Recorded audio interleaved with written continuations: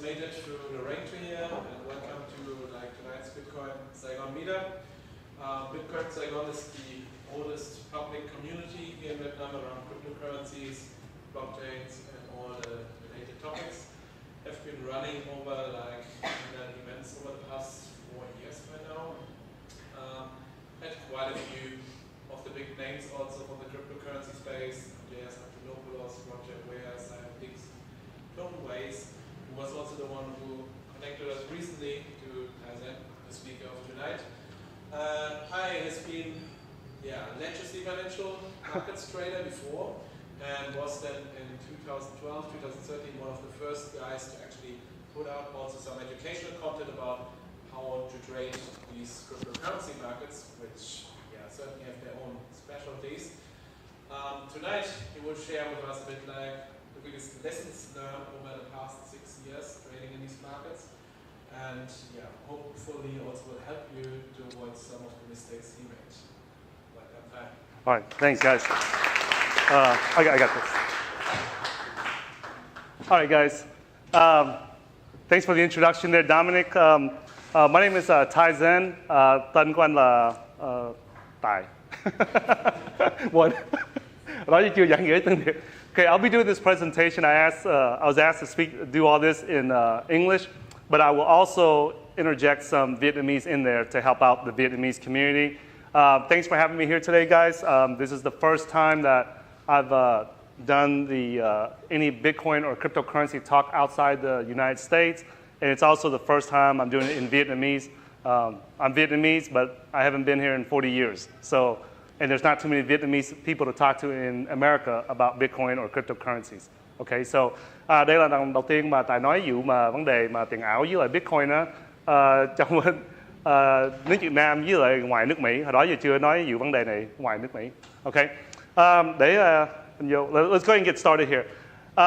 So I'm from the U.S. Our company's in the U.S., so I have to give disclaimers to you guys. Okay, so it's a U.S. company, so I have to do this.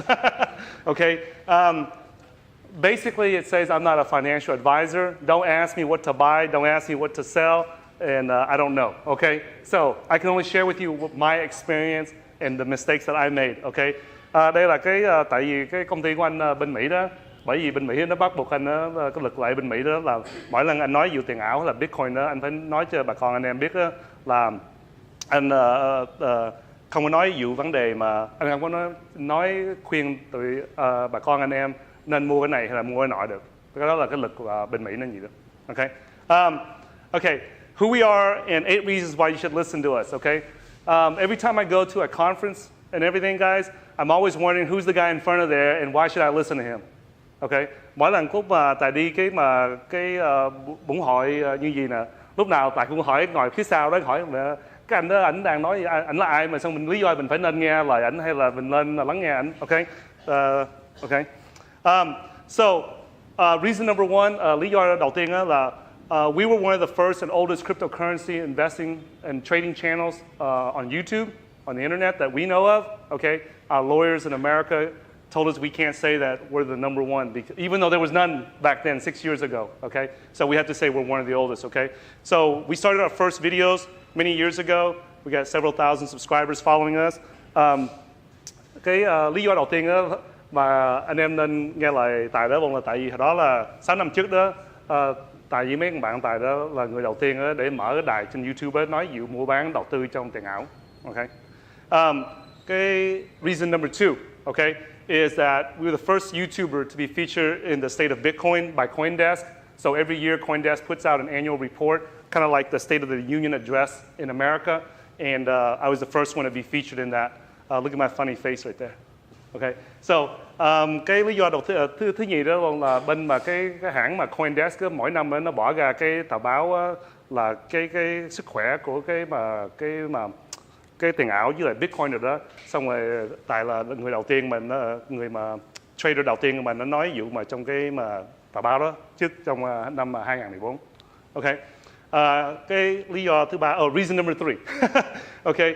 Most respectful man in crypto. Xong mấy người kia trên crypto trong mà YouTuber họ cũng mà nói mà tốt vụ Tài bên mà Mỹ. Okay. And they said that you got many of you guys, if you're in crypto, you know who the Bitcoin Meister is, and Omar. So they said that I was the most respectful man in crypto. And reason number 4 is people trust us to alert them about scam coins. So we were one of the first channels to explain why, OneCoin was a scam back in May 17, 2016. And it wasn't until 4 months later that the Financial Conduct Authority in Europe announced to everyone to stay away from OneCoin. Okay, so that's why people trust us. Cái lý do thứ tư mà bà con anh em tin tưởng mà cái đài của Tài đó là tại vì mà Tài thường mà cũng mà gặp mấy cái tiền ảo mà nó là cái scam đó, nó giật tiền người ta đó, xong Tài lên trên mạng xong báo cho người ta anh em biết đó, bên Mỹ đó, rồi xong rồi bà con biết đó để nó phụ bà con đừng có bị người ta giật tiền đó. Xong hồi xưa tháng 5 á 2016 đó, Tài bảo rằng cái đừng có chơi cái OneCoin đó, cái đó là cái mà tiền ảo mà nó giật tiền người ta, nó cố tình nó giật tiền người ta đó. Rồi xong cái 5 tháng sau á, cái tụi cảnh sát mà Financial Conduct Authority á, bên mà Europe á, xong nó ra báo nó cho bà con biết là đừng có chơi đừng có phá với cái mà OneCoin. Okay. Reason number 5, I was voted one of the most influential people in crypto right there. And then one of the 13 most cryptocurrency influencers to follow, right? Mấy cái tờ báo này nó đề rằng Tài là một trong 100 người trên thế giới mà hiểu biết nhiều cái vấn đề mà crypto rồi tiền ảo rồi xong một cái 13 nữa trong 13 người mà nên nghe là vụ mà tiền ảo. Reason number 6, been on multiple TV and radio appearances all over the place in the US talking about Bitcoin and cryptocurrencies.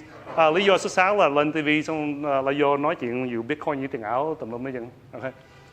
Lý do thứ 7, reason number 7, xong mình lên mấy cái đài mà conference, mấy cái mà ủng hộ bên mà Mỹ đó. Been to a lot of conferences, talked to about Bitcoin cryptocurrencies. This was in 2014. I was talking at the Texas Bitcoin conference. I was telling people about NXT, about a bunch of other cryptocurrencies, and people thought I was nuts back then. Back then, everybody said I was crazy, and today they call us legends. Hồi đó lúc mà năm 2014 nó lúc mà Tài lên vô mấy cái conference á, xong rồi nói vụ mà tiền ảo, xong rồi lý do mình nên đầu tư trong mấy Bitcoin với tiền ảo đó, bà con bên Mỹ ai cũng nói là Tài khùng điên gì đó. Xong bây giờ nó kêu mình là người anh hùng.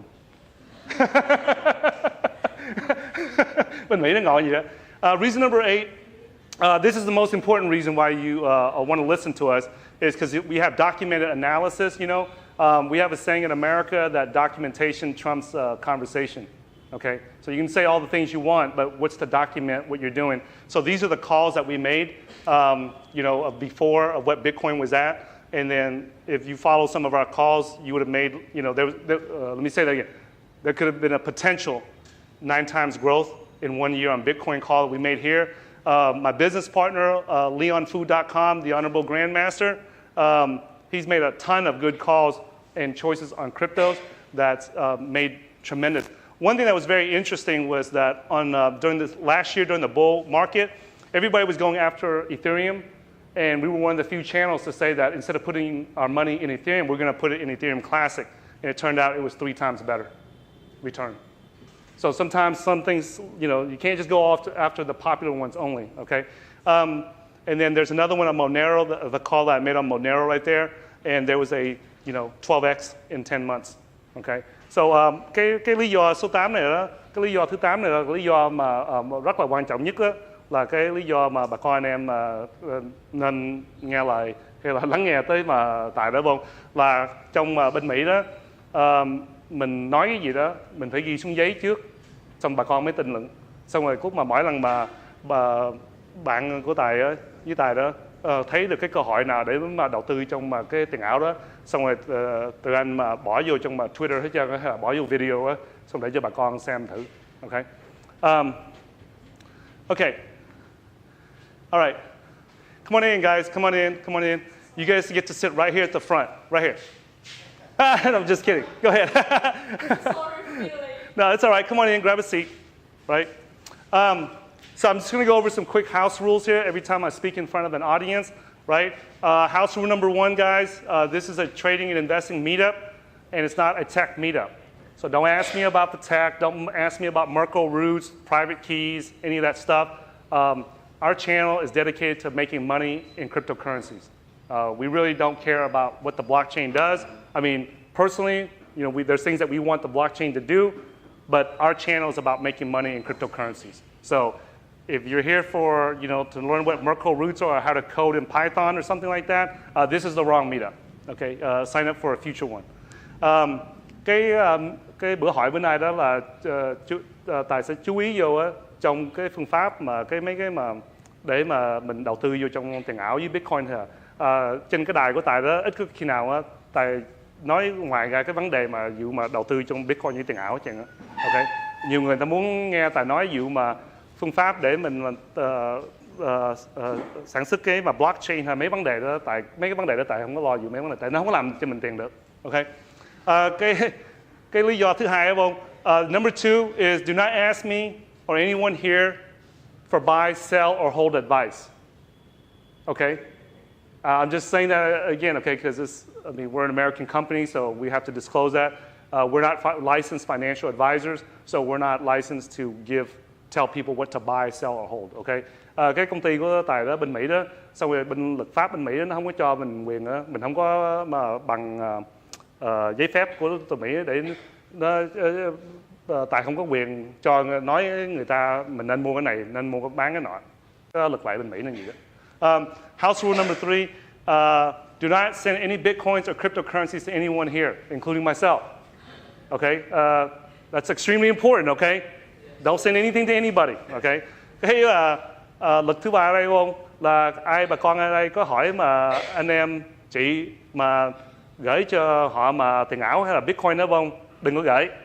Ok, Tài hỏi cũng đừng gửi nữa. Ok, house rule number 4, right? Do not show your cryptocurrency wallet to anyone here. Okay, that's very simple. Okay, I mean, some of you guys use Blockfolio, Delta, whatever app that you're using. Don't show it to someone else because you can get robbed, you can get mugged, all kinds of stuff. Okay, luật thứ tư là bà con anh em ở đây đừng có nên chỉ cái gì đó, cái bóp tiếng Việt nữa kìa, hả? Cái ví cái tài khoản của mình trong mà tiền ảo không, đừng có chỉ với bà con anh em, đừng có chỉ người nào hết trơn á. Lỡ người ta cướp mình hay là người ta đập mình xong rồi bóp cổ mình xong rồi bắt mình gửi tiền ảo cho họ. Ok, Tài hỏi cũng đừng gửi nữa. Ok, house rule number 5, do not ask anyone here to help you with any crypto wallet issues. Ok, lỡ có bị trở ngại gì dụ mấy cái mà cái wallet của tụi em đó hay là của tụi anh đó, đừng có mà hỏi bà con ai để phụ chân á. Ok, tại ta phụ là mắc hết trơn luôn đó. Cái không giỡn đó nha. Ta thấy cái đó, vấn đề đó nhiều lần ở bên Mỹ lắm á, bởi đừng có chỉ có ai, đừng có hỏi ai phụ chân á. Ok, alright. Okay, before we get started, any questions guys? No, ai có bà con anh em có câu hỏi gì không trước khi mình bắt đầu á? Yes. Trong cái giao dịch tiền ảo nè, mình chắc không nên mình trao đổi qua email, tại vì cái email bây giờ không có mật nữa, cho nên là vì khi trao đổi email là mình mất cái bí mật, mất cái mã. Okay. Theo anh thì có nên dùng email để trao đổi không? Okay, so the question he has, should we use email to use email to send Bitcoin or cryptocurrency transactions? I'm going to do more of a Q&A that goes in depth about that.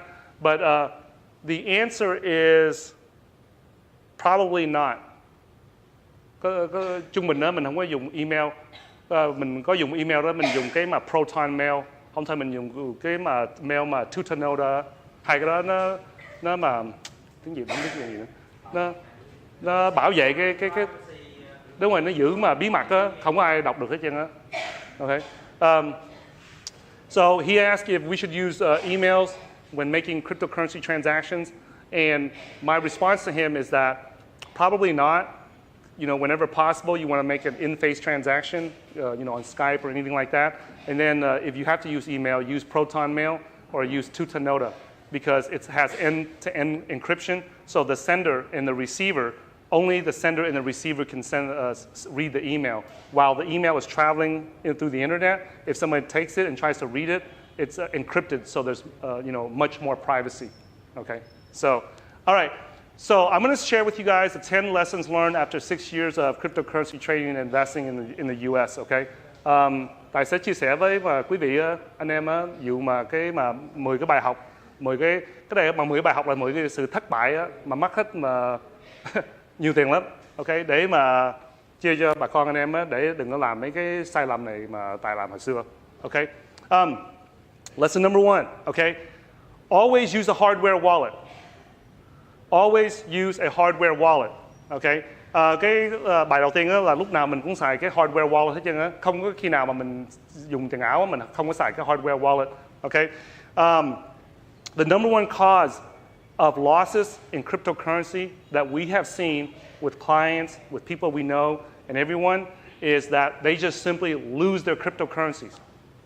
That's it. That's the number one reason that people lose money in cryptocurrency investing is that they just lose the coins.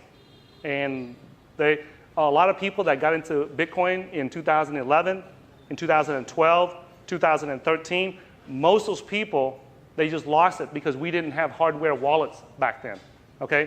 Trung bình cái lý do thứ nhất á, mà nổi tiếng nhất á, cái lý do mà bà con anh em mà mất tiền á, lúc mà đầu tư vô trong tiền ảo đó mà mất tiền đó là tại vì họ mất hết trơn mấy cái coin đó, không phải là tại vì họ mua không đúng giá hay là họ không mua đúng cái loại mà tiền ảo đó, nó chỉ mất hết trơn cái tiền đó là tại vì họ hồi xưa đó lúc mà trong năm 2010, 2011, 2012, 2013, 2014 đó nó không có mấy cái hardware wallet này đó để mình dùng để mình bảo vệ cái tiền ảo của mình. Okay? You okay back there? We need to send somebody to somebody go check. I mean, I don't want somebody dying on my first Bitcoin meetup in Ho Chi Minh City, man. Yes.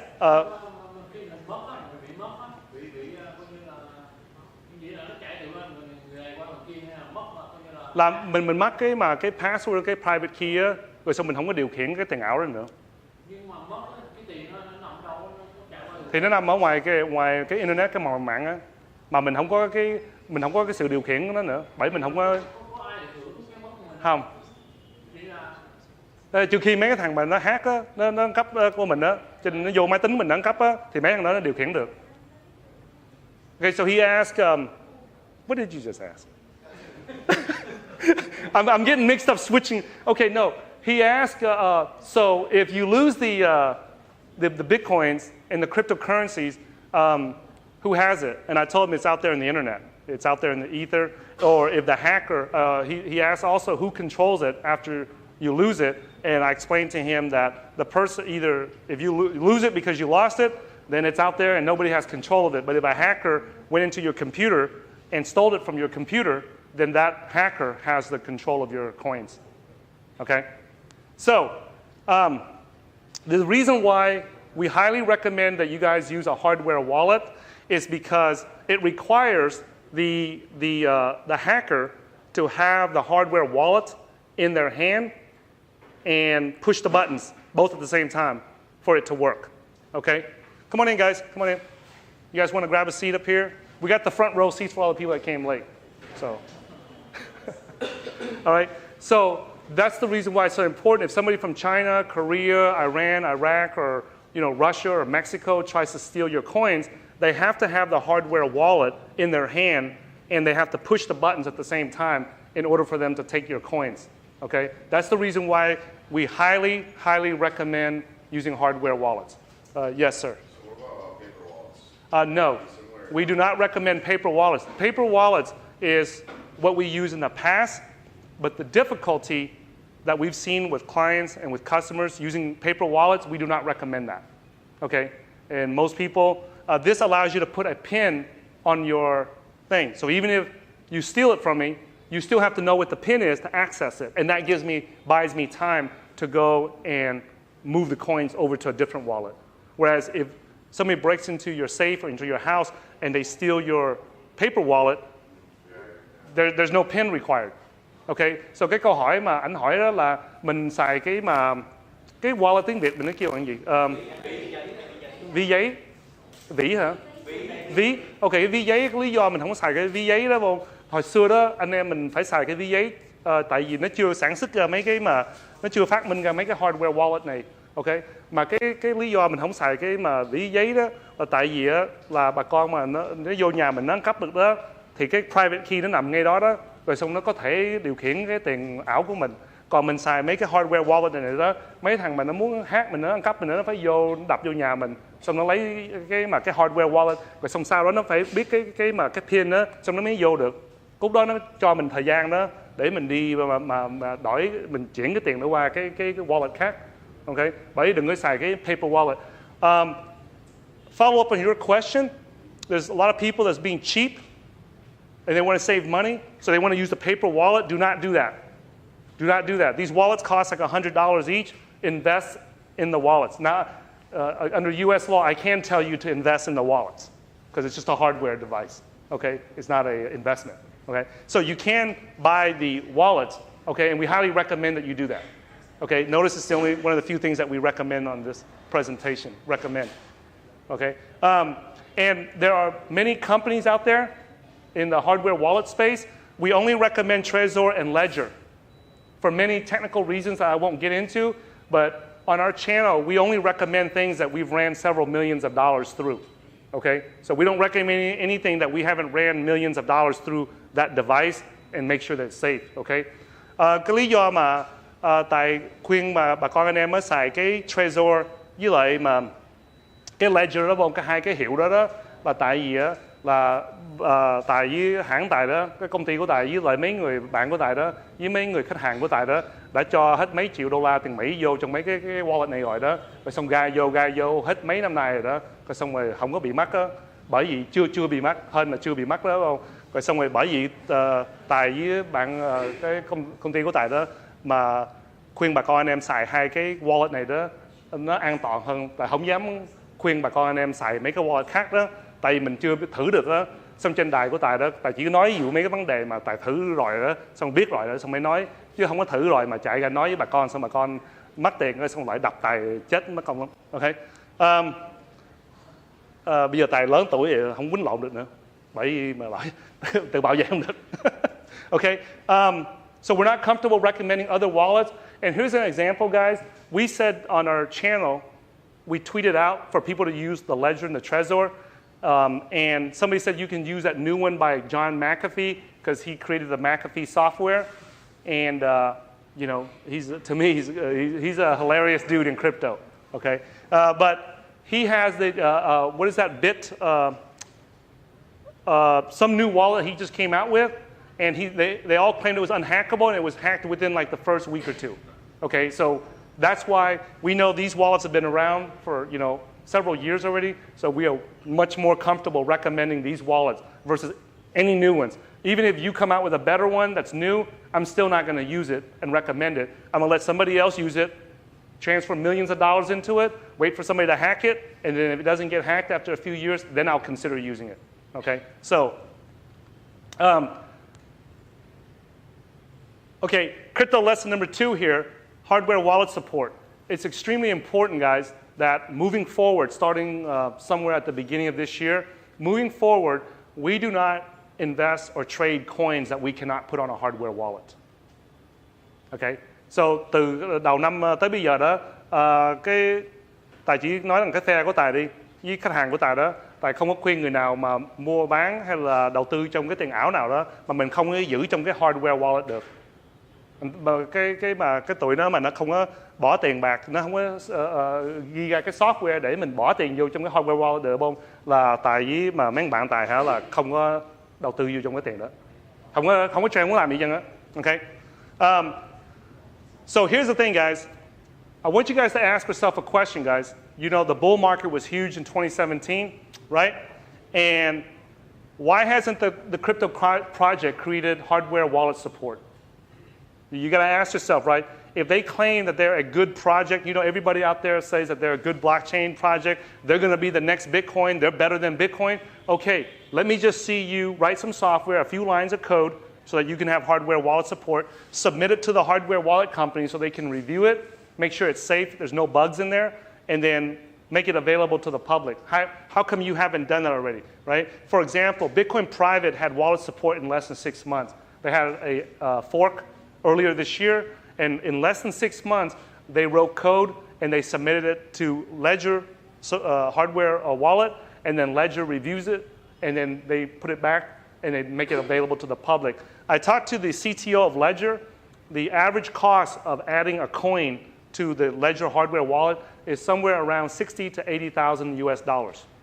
Okay, you know, the time that it takes to write the few lines of code, audit the code, test the code, and make sure that there's no viruses, no bugs in it, and that it's safe, right? That's the average cost. So if you guys are wondering, like, why don't they just create hardware wallet support as quickly as they, you know, fast? It's because it costs money and it takes time for the developers to make it so it's safe for everyone. So what Bitcoin Private did was they went and wrote the code. So if the cryptocurrency project writes the code, then they can submit it to the hardware wallet tech team, and then they can review it and update it where it's necessary, and then that speeds up the process, and it reduces their costs from $60,000 to $80,000 to a lot less. So they're basically reviewing the code instead of writing the code. Okay, so just keep that in mind, all right? The other thing too is that why aren't they concerned about the users' tokens? So think about it, right? We all know that people are trying to hack everyone in crypto, right?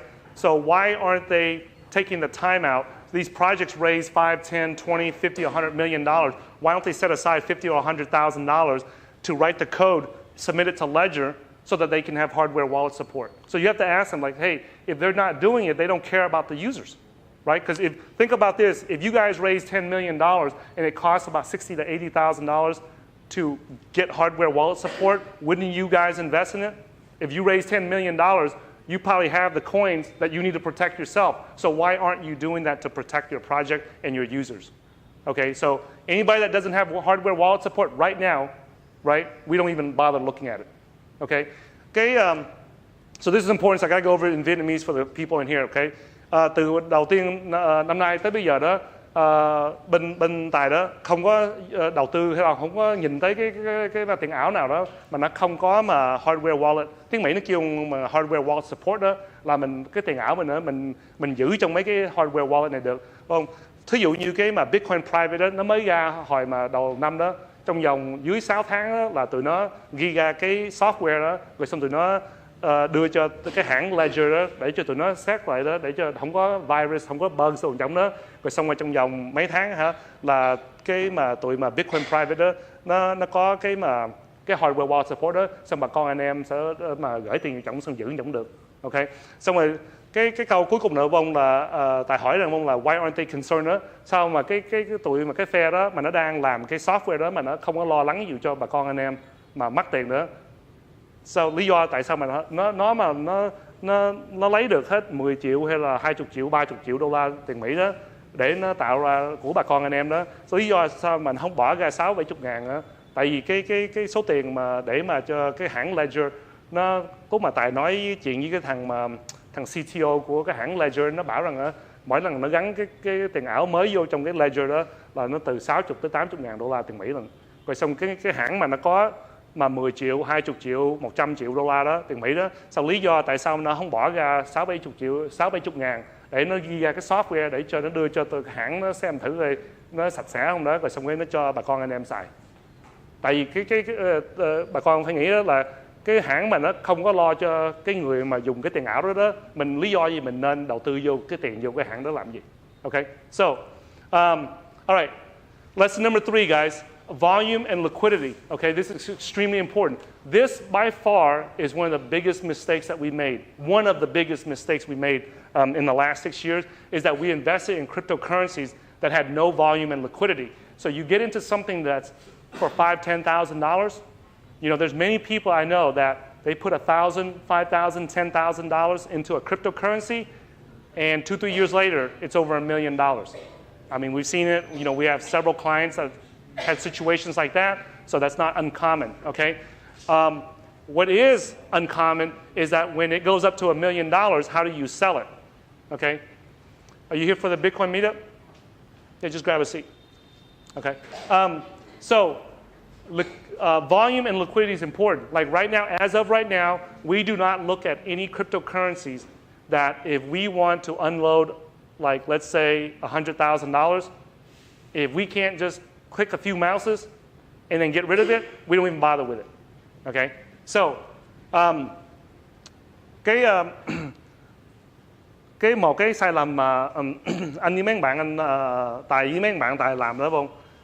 Hồi xưa đó là tại đầu tư vô mấy cái tiền ảo á, mà nó không có nhiều mua bán mỗi ngày á, tiếng Việt Nam mình không biết tiếng kêu cái volume liquidity là gì, mà cái số lượng mà nó mua bán mọi ngày đó, mà cái số lượng nó mua bán mọi ngày mà quá thấp đó, cút mà bà con anh em mà bỏ đầu tư vô $1.000 tiền Mỹ hay là $10.000 tiền Mỹ đó vô trong cái tiền ảo đó, rồi xong rồi trong năm 2 năm mà nó lên tới $1 triệu tiền Mỹ đó, mình không có cách nào mình bán được hết á. Trong trên giấy á, tiếng Mỹ nó kêu là paper profits đó không? Và trên giấy đó cái tiền lời đó thì mình có tới $1 triệu tiền Mỹ lận, mà cút mình ra ngoài đường đó mình muốn bán đó, mình bán không được. Okay. Mình chỉ bán được cỡ $100, $200, $1.000 một lượt một thôi à. Chứ mình bấm cái nút máy tính đó, xong mình bán $100.000 cái tiền đó không được. Bởi từ đây đi tới đó, cái gì mà mình bấm cái nút mà cái mouse mà mình không có bán được 100.000 hay là 50.000, mấy vấn đề cái số lượng gì đó không là Tài với mấy bạn Tài không có mà đầu tư vô cái tiền ảo đó. Ok. Tại vì nó có 1.900 gần 2.000 loại tiền ảo ở ngoài. Lý do gì mình bỏ tiền mình vô cái tiền ảo mà mình lời đó, nó lên giá đó mình bán không được. Lý do mình bỏ tiền vô không làm gì. Okay. So there's 2,000 cryptos out there, guys. There is absolutely no reason to put our money into a crypto that has no liquidity.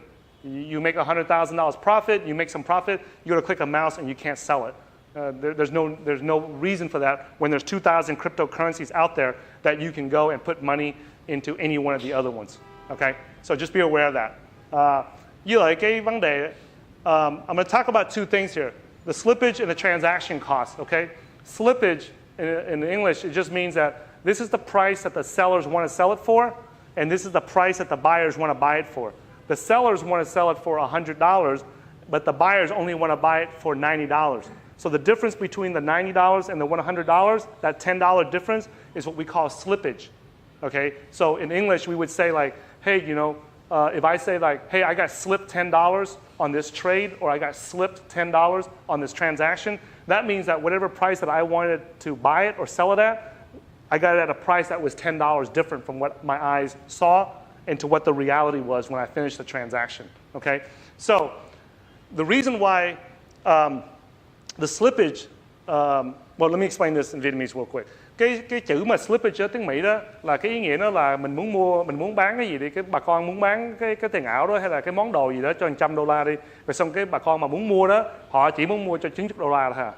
Thì cái khác biệt mà từ $100 tới $90 là cái 10 đồng mà khác biệt đó, cái đó là tiếng Mỹ nó kêu một cái slippage đó. Như thí dụ như Tài mà nói rằng đó là hey, Tài mà mới đầu tư vô trong cái tiền ảo này á, xong Tài bị mà slip hết $10 đó không, thì bà con biết đó là cái giá mà Tài muốn mua đó so với cái giá mà Tài bán, hay là cái giá mà Tài muốn bán đó so với cái giá mà Tài mua đó, nó khác biệt nhau tới $10 lận. Thì tiếng Việt đó thì mình có thể nói là cái giá khác biệt là 10 đồng phải không? Mà trong cái ngành mà mua bán mà trong cái ngành mà trading á, thì cái danh từ mà nó dùng là slippage đó. Okay. Okay. So I'm going to use numbers, guys. Okay, to illustrate this. Okay, if at the peak, whenever we wanted to sell 100,000 to $1 million US dollars with a Bitcoin or Ethereum, the slippage or the transaction cost is typically about 1 to 3%. You know, and whenever we make that transaction, we always go with 3% just to be on the safe side. Okay, and then so that means that if I want to sell $100,000 worth of profits of Bitcoin and Ethereum, right? The profit I actually get when I'm done selling it may be only $97,000. Okay, now. On $1 million, it doesn't seem like a lot. $3,000 does not seem like a lot, okay? But on $1 million, you only get $970,000, okay?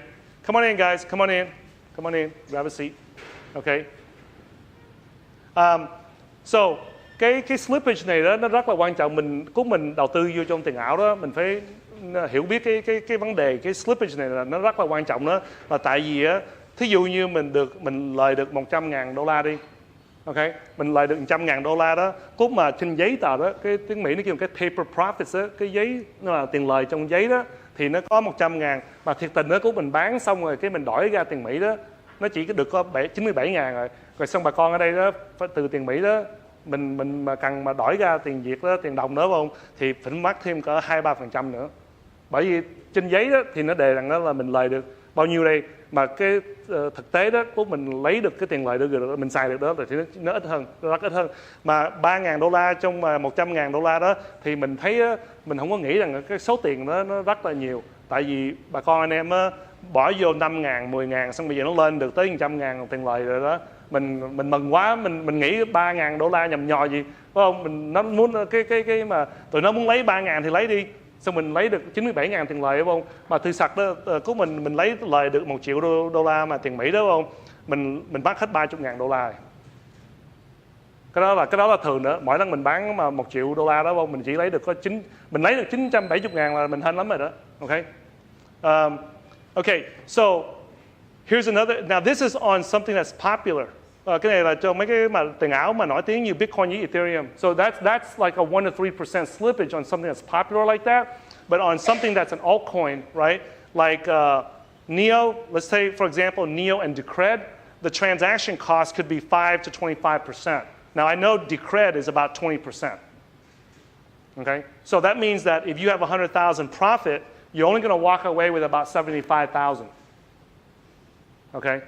So there's trading techniques where you can improve that so that it reduces it and that's how I can tell. Like when I talk to a trader, I can ask a few questions and tell if the trader's bullshitting or not, or if he's a real trader. Because if he's a real trader, he's going to reduce that transaction cost, because that's something that's constantly on his mind. Like, hey man, how do I reduce this from 25% down? Because that can be an extra $20,000, $30,000 of profit for him. Okay. Now on $1 million, you lose about $250,000 profit on coins like Neo and Decred when you need to sell or unload $1 million worth at a time. Okay.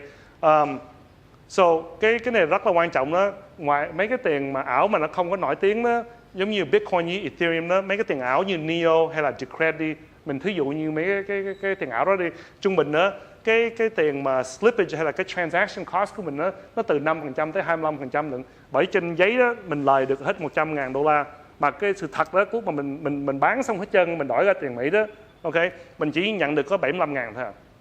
Bởi nhiều khi bà con anh em á, mà lần đầu tiên mà họ làm đó, hỏi ủa sao trên giấy nó đề là mình lời được 100.000 mà cũng mình bán ra được xong rồi đó, lời mình chỉ có 75.000 thôi.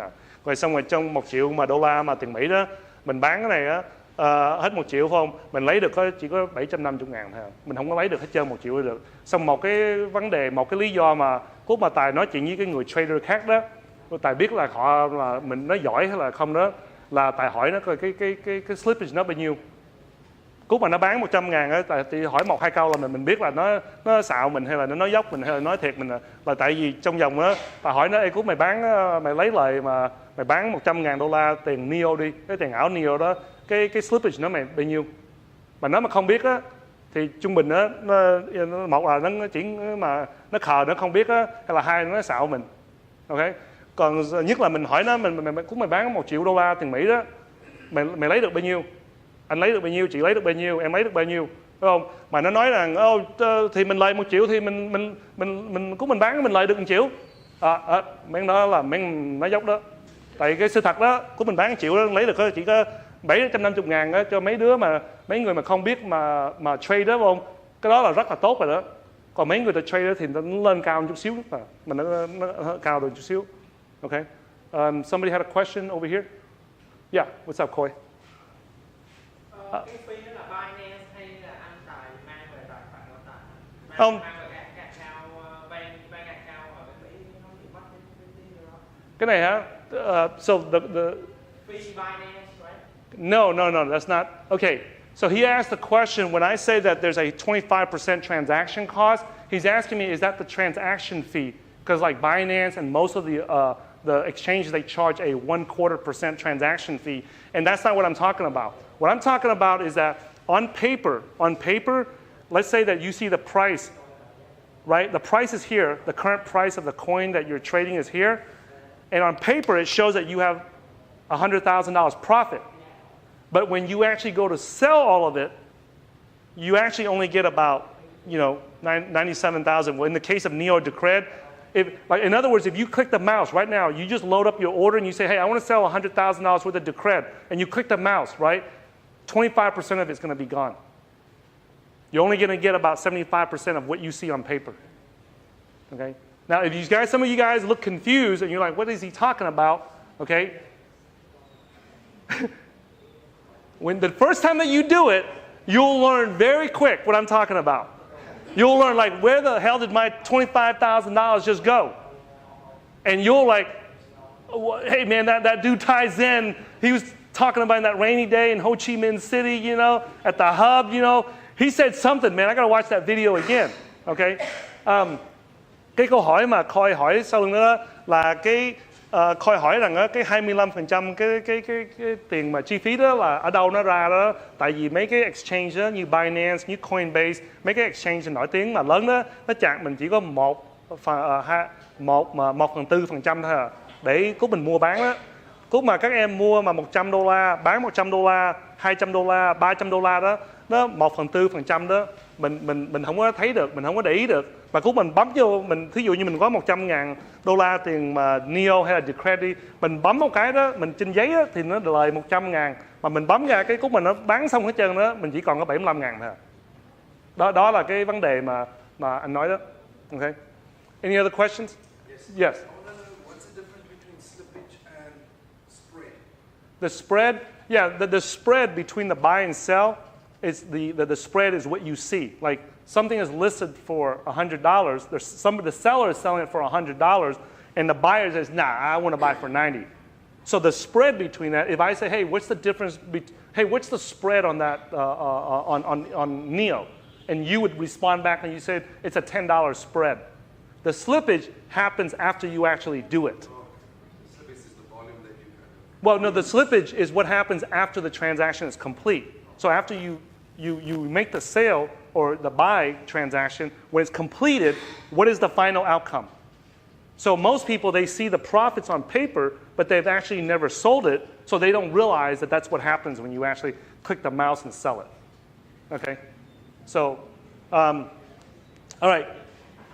Okay, bài học thứ tư á, là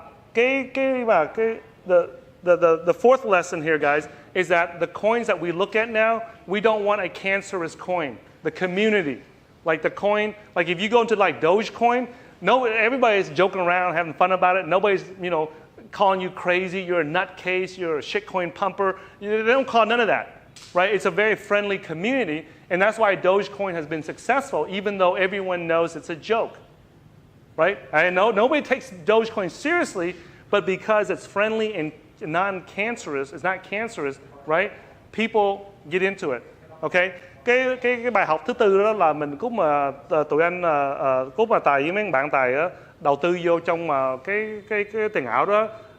Tài muốn kiếm rằng cái tiền ảo mà mấy cái người mà liên hệ với cái tiền ảo đó, nó không có mà tầm bậy tầm bạ, nó không có mấy người xấu đó. Là thí dụ như mình có câu hỏi gì nó không trả lời, như ê mày ngu quá sao mày hỏi mấy câu hỏi gì đó. Mấy người như vậy đó mà họ vô trong cái cộng đồng đó, mình không có muốn bỏ tiền vô cái cộng đồng đó. Tại vì mình muốn bỏ tiền vô cái cộng đồng á, tụi anh thích bỏ tiền vô cái cộng đồng á mà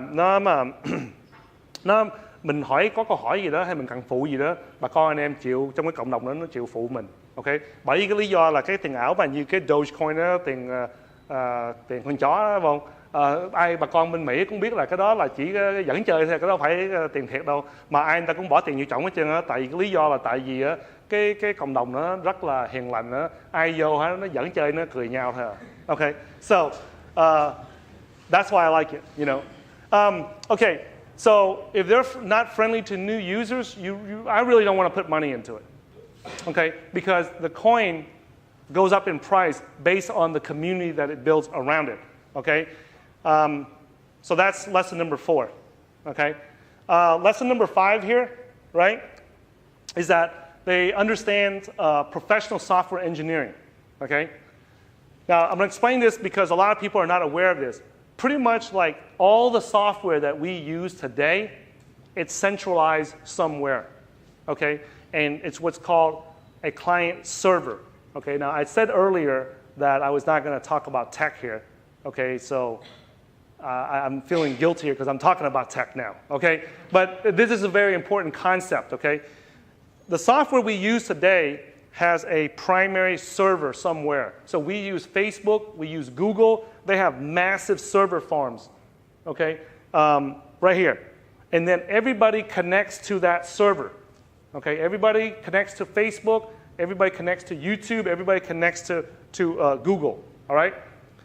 On the blockchain technology, there's no centralized servers. There's hundreds and thousands of servers everywhere. So it's not based on a client-server model anymore. It's based on a peer-to-peer, client-to-client model, okay? So that's extremely difficult to build. It is not easy, okay?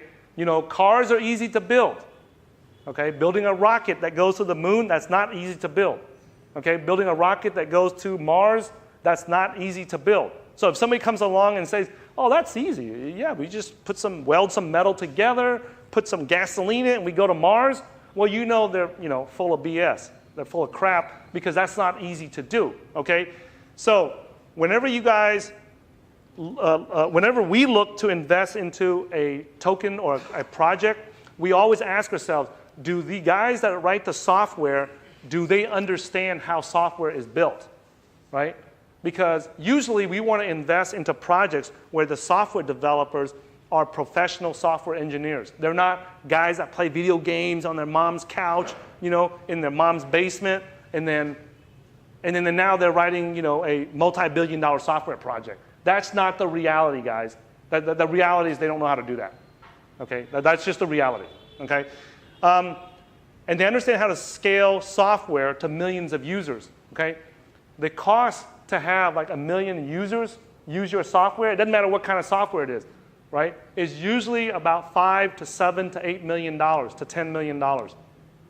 To construct software for 1 million people to use, the average cost is between like $5 to $8 million to get it to where 1 million people can use your software. Okay? Do they understand how to do that?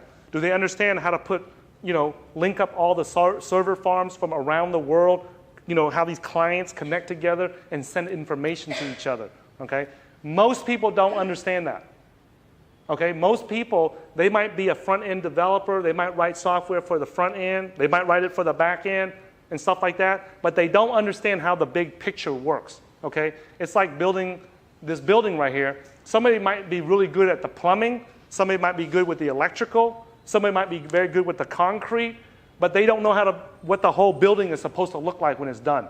So whenever we invest into a project, we always ask ourselves, does that software team know how to scale the software so that millions of people can use it? Okay? So, cái mà bài học thứ 5 này đó, là hồi đó mà Tài với mấy bạn Tài đó đầu tư vô mấy cái mà tiền ảo đó, mà mấy thằng nhóc mà nó đang ghi cái software cho cái tiền ảo đó đó, nó chơi video game tối ngày, rồi xong nó ở với mà nhà lầu của ba má nó bên Mỹ đó, đúng không? Rồi xong nó tự động nó nghe vụ tiền ảo, xong bây giờ nó nhảy ra, thằng nào nó cũng muốn ghi mà software để tạo ra cái tiền ảo này hết trơn đó. Tại vì bà con ai cũng đưa tiền cho nó hết trơn đó. Trung bình đó mấy thằng nhóc gì đó nó không có biết mà tạo ra, mà sản xuất ra cái mà software làm sao. Tại vì hết trơn gần 100% cái mà software mà mình đang mà xài liền bây giờ đó, như Google, Facebook đó, nó có một cái máy tính ở đây, rồi xong bà con đó, mọi người ở trong đây đó gắn cái máy tính của mà bà con anh em nó gắn vô cái máy tính của tụi mà Google hay là Facebook hay là YouTube, là nó đứng tránh chỗ bọc này nè. Rồi xong cái mình xài mà mấy cái mà máy tính của mình gắn vô cái mà máy tính lớn của nó. Còn mà lúc mình vô trong cái tiền ảo đó, nó không có một cái máy tính lớn mà nó đứng tránh một chỗ một đó. Rồi xong rồi bà con anh em gắn máy tính vô, nó connect vô, phải không? Mỗi trong cái blockchain đó là mỗi người, cái máy tính của mọi người đó là mình phải mà trao đổi mà thông tin nhau đó. Cái đó rất là khó để sản xuất.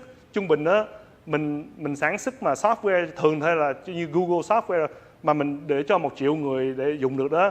Trung bình cái giá để mà mình sản xuất ra cái software đó là dựa từ 5 triệu tới 8 triệu, có thể 9 triệu, 10 triệu đô la tiền Mỹ đó.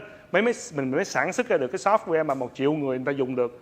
Còn lúc mà bà con mà thấy mà người nào, mấy thằng mà nhóc này mà nó nói rằng trong vòng 1-2 năm hay là trong vòng 2-3 triệu xong mình sản xuất ra cái software được mà 1 triệu người dùng được đó, cái đó không phải là sự thật, không có cách nào mà nó làm được cái vấn đề đó hết trơn á.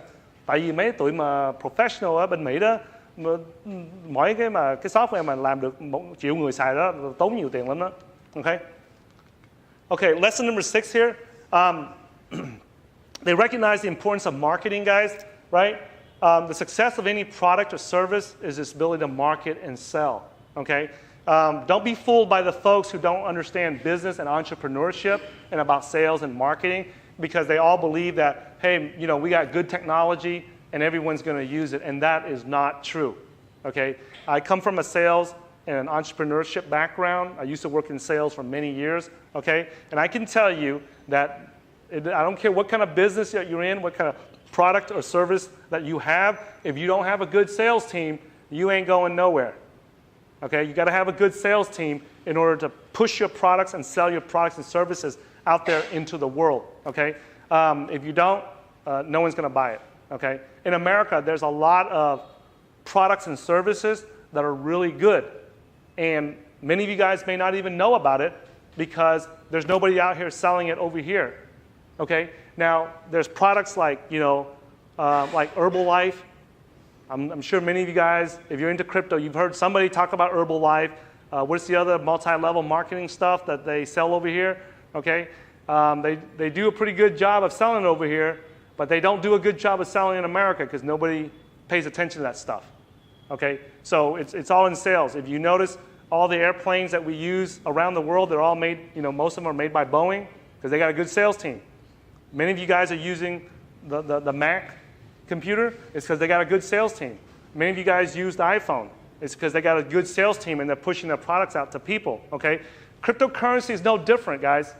Some people like to think that, oh, this is going to change the world. The blockchain is an innovation, everything. Yeah, it's great, but you still need a good sales team to sell it and market it to the rest of the world so they'll use it, okay? Một cái vấn đề mà sai lầm số 6 nè, là Tài làm hồi xưa đó là Tài đầu tư vô mấy cái tiền ảo á, mà nó không có biết vụ mà bán hàng, nó không biết vụ mà bán dịch vụ hay là cái gì chừng á. Mấy thằng nhóc nó quýnh video game tối ngày, xong nó ra cái nó tạo ra cái software đó, rồi xong cái 2 năm sau không có bà con, không có ai xài hết trơn á, xong rồi mấy thằng nhóc nó chỉ cứ nói tối ngày là cái mà gì đó, cái nghệ thuật hay là cái technology của cái mà software này nó rất là tốt á, nó sẽ thay đổi thế giới hết trơn, nó thay đổi nước Việt Nam, nước Mỹ, nước này nước nọ đó, rồi xong bà con sẽ nhảy vô dùng thôi. Cái đó là nó không có hiểu biết vụ làm ăn. Trong cái vấn đề làm ăn á, mình có cái dịch vụ hay là cái sản phẩm gì mà mình muốn bà con xài đó, là mình phải có mấy người giỏi đứng ra để bán hàng á, sẽ để bán ra cho ngoài đời đó để cho bà con anh em ta xài, ok? Bởi vì mà nó mà không có dùng được, như thí dụ như cái mà software này, mình nói thí dụ như cái software mà của Windows đi, cái đó đâu có giỏi đâu. Windows is not the best operating system software out there, but everyone uses Windows, right? Why? Because they got a good, strong sales and marketing team to push it out on everybody, and that's why we use Windows today, right? There's a bunch of others, operating systems, Linux-based operating systems that don't crash. They're faster and things like that. They don't suck up a lot of electricity, but are we using it? No, because they have a poor sales team, okay? So always remember that, guys. So I want to mention, okay, I was not paid by Bitcoin Cash or anything to say this, but between Bitcoin Cash and Bitcoin Core, who has the stronger marketing and sales team? Yes, it's Bitcoin Cash, okay? So that's why last year in 2017, right, when Bitcoin Cash first came out, our team recognized that they had a stronger marketing and push into the public, whereas the Bitcoin Core guys would just say, hey, we're good. Look at our technology here. Look at this. Look at that, right? And so we moved all our money into Bitcoin Cash when it was still only around $400. And then we started selling it as it was going up, okay? So just keep that in mind, guys. And like I said, we don't favor any cryptocurrencies. There's 2,000 cryptocurrencies out there. We don't have a bias or we don't discriminate against any of them. We are a trading and investing channel, so we focus on, hey, how do we make money from this coin? Oh, there's an opportunity over here. Let's move our money over here. Let's make money over here. So that's what we do. We now the technology succeeds, great, but when it comes to trading and investing, we don't discriminate against any of them. Okay. Number 7 is do not sell short. Right? I lost so many Bitcoins selling short. Do not sell short. Okay. When I was trading stocks, futures, forex, oil, gold, I was selling short like crazy. Selling short means that you make money when the price goes down. Do not try to make money when the price is falling, okay? Because the infrastructure and the technology for you to borrow money, right, and sell short is not there. It's not mature enough. No, they haven't built the technology yet for us to do that safely, okay? Like they do in the stock market, the Forex market, and the commodities market. So do not do that. The other thing too is that the margin amounts are unregulated and not safe. Like in the US, when you trade stocks, right? The reason why I keep going back to the US, guys, is because the US has the strongest and the hardest financial regulations and laws. So if a project is following the US laws, right? We like that because it's a lot safer. Because they have the hardest, the most strict, the toughest financial laws in the world, okay? So in America, when you put up $1 to buy stocks like Apple stocks or Microsoft, right? Every dollar that you put up, they let you control $4. So if I want to control $100,000 worth of Apple stocks, then what I do is I put up 25,000 US dollars. Okay? So that's just how the law works in the US. Now, for currencies, for every dollar that I put up, they let me control $50. Okay? So if I put up $10,000, they let me control like $500,000 worth of currencies in the Forex market. Now, in the crypto, if they're doing it correctly, if the exchange is trying to be honest, they will follow the same laws. They'll have it no more than 1 to 50, okay, or 50 to 1, okay? And we have exchanges out there where they give people 200 to 1, 500 to 1, or whatever it is that you want, okay? Those exchanges, I don't recommend them. If the exchange is doing that, that means that they know that that's dangerous for the customer, but they still let the customer do it. That's like saying that you know that you don't take a gun and put it in a baby's hands. If you know that's dangerous, why are you still doing that? That means that they don't care. Okay? So we don't recommend selling short. Okay? Okay, so here's the thing. Tài không có khuyên rằng bà con anh em nên bán short cái tiền ảo nào hết trơn á. Mình bán short mà trong cái cổ phiếu hay tiền mà forex đồ á, hay là tiền dầu hay là tiền vàng đồ, mình bán vàng, mình bán dầu hay là bán bắp hay là bán mà sữa đậu nành hay là mấy vấn đề đó trên mạng đó không? Mấy cái đó mình bán short được, tại vì cái kỹ thuật của nó, cái technology của nó nó rất là tốt. Nó rất là sẵn sàng cho bà con bán short. Ok, bán short đó là mình làm lời á, lúc mà cái sản phẩm đó nó xuống giá. Thí dụ như mình cái giá mình bán của mà cái mà dầu hay là gì đi mà $100 phải không? Mà nó xuống tới $50 đó, xong cái khác biệt đó là $50 đó, cái lời mà mình làm đó là mình cố tình mình đầu tư vô cái sản phẩm đó hay là cái tiền ảo đó để cho cái giá nó hạ xuống đó, và xong mình lấy lời cái khác biệt đó trong cái giá đó. Ok, tại không có khuyên ai làm cái vấn đề hết trơn á, tại vì trong cái mà tiền ảo đó, cái kỹ thuật mà để nó làm cái vấn đề để mình làm cái mà mình bán short đó không, nó không có đó chính xác giống như bên cái mà cổ phiếu hay là bên forex hay là bên mua bán dầu vàng đồ mấy cái vấn đề đó. Ok. The reason why is because you have to borrow bitcoins over here to sell short whatever cryptocurrency you're selling. You guys realize that? Like, let's say if you want to sell short Ethereum, you have to borrow bitcoins over here, and then you go and you buy the ethers, and then you sell it. That's how you sell short, okay? On most of the exchanges. Some exchanges, they have some fancy footwork that they do, but basically you're borrowing bitcoins from someone, right? And then you're selling it. Now, what happens if the price of Ether goes down? You make money, right? And then you make that money, and then you buy the Bitcoins and you pay it back to the broker. But what happens if the price of Bitcoin goes up while you're borrowing it? Okay? What happens? Yeah, if you borrow the Bitcoins at 10,000, and then when it's time for you to pay it back, the Bitcoins are worth 15,000, what do you have to do? You have to pay the extra 5,000 for each Bitcoin, right? Okay, don't make that mistake, because I lost 38 Bitcoins doing that. Okay, so don't make that mistake. Okay. Lúc mà mình mua mà mình bán short mà Bitcoin, thí dụ như mình muốn bán short Ethereum đi ha, mình phải đi mượn cái tiền Bitcoin của tụi broker đó, rồi xong mình lấy cái tiền Bitcoin đó mình chạy ra mình mua cái Ether, rồi xong mình bán cái Ether ở ngoài market đó, rồi xong rồi thí dụ như cái giá cả của Ether nó xuống giá đi thì mình làm lời của cái Ether bên đây, mà cái tiền Bitcoin nó đang lên giá, thí dụ như mình mượn cút mà nó 10.000 đi, xong bây giờ nó lên tới 15.000 đó, cút mình đến chết mình là tại vì mình lời bên đây đó không chút xíu gì nè, mà mình lỗ bên đây tại vì cái giá của cái tiền mà mình mượn đó nó đã lên giá tới 15.000, xong mình lỗ cái 5.000 đó bên đây, mình lời được mỗi một số cái mình lời được 1.000 bên đây mà mình lỗ bên đây hết 5.000.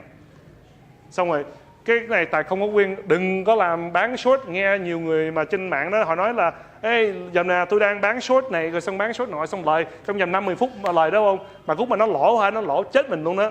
Tại kỳ rồi mà mấy năm trước đó Tài lỗ hết 38 cái mà Bitcoin đó không, là làm cái đầu quỷ này nè.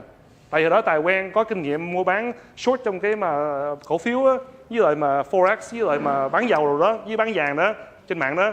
Rồi xong cái Tài nghĩ rằng ta đây mình biết bán cái ba đầu quỷ này cái dễ chứ có gì đâu, nhảy vô hả nó đợp một cái hết 38 cái mà Bitcoin chết muốn chết luôn vậy đó. Bởi đừng có làm cái đầu quỷ này. Okay. Guys, this is also from arrogance right here, guys. Because I used to sell short in forex. I mean, thousands of short trades in the forex market. And when I got into the crypto market, you know, I was getting real cocky and real arrogant. I thought I knew what I was doing and everything. Bam! There goes 38 Bitcoins. Okay? So don't sell short. Okay? I sold short at a bad time when Bitcoin prices were running up. And I did not realize that. Okay? Okay, lesson number 8 here. Avoid short-term trading. Okay, short-term trading is anything, I consider short-term anything where you buy and sell it in the same day, or buy and sell it like the next day, like within a 24, 48, you know, just really short time, right? If you're here at this conference or this meetup, it's a good sign you should not be day trading. Because if you knew how to do it, you wouldn't be here. I promise you that. If you knew how to trade, you wouldn't be here. Everybody agree? Like, you won't ever see me at an English-speaking conference. Why? Because I already know how to speak English. Now, you'll see me at a Vietnamese-speaking English. I mean, a Vietnamese-speaking conference, but I don't know how to speak Vietnamese correctly, right? So, but people that know how to trade, they should be day trading. The people that don't know how to trade, just buy it, right, and wait for it to go up.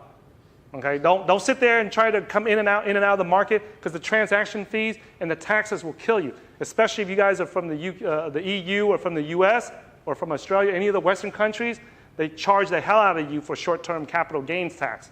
So I would not recommend that. Okay, if you don't have experience day trading stocks, futures, forex, commodities, you should not be day trading crypto. Okay.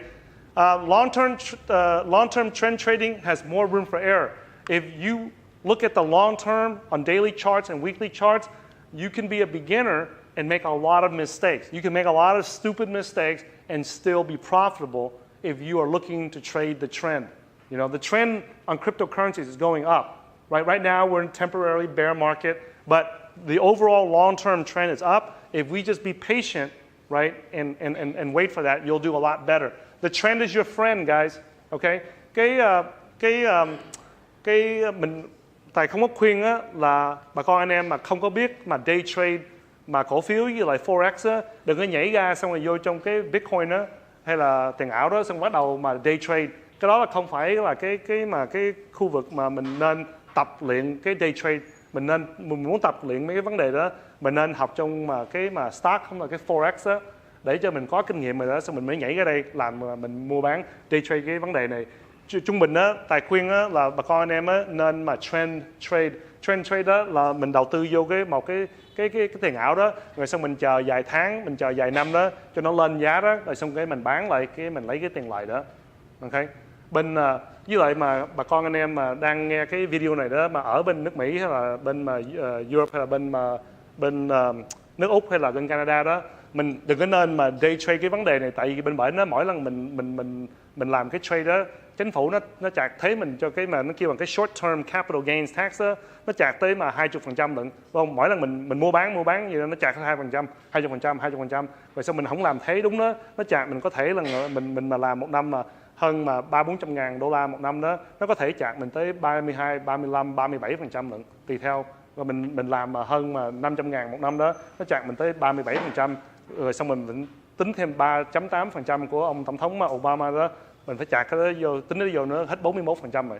Bởi vì mình day trader gai vô đó, mình chỉ làm tiền cho chính phủ thôi, cho nhà nước thôi. Bởi cái lý do đó anh không có thích làm cái vấn đề đó. Okay, so I just mentioned to them that also when you're day trading in the Western countries, if you guys are listening to this at home, you're exposed to short-term capital gains, right? And so you could be taxed at anywhere, 25%, 28%. If you're in the high income bracket, you're making $300,000-$400,000 a year, you're going to be taxed at 32, 35%.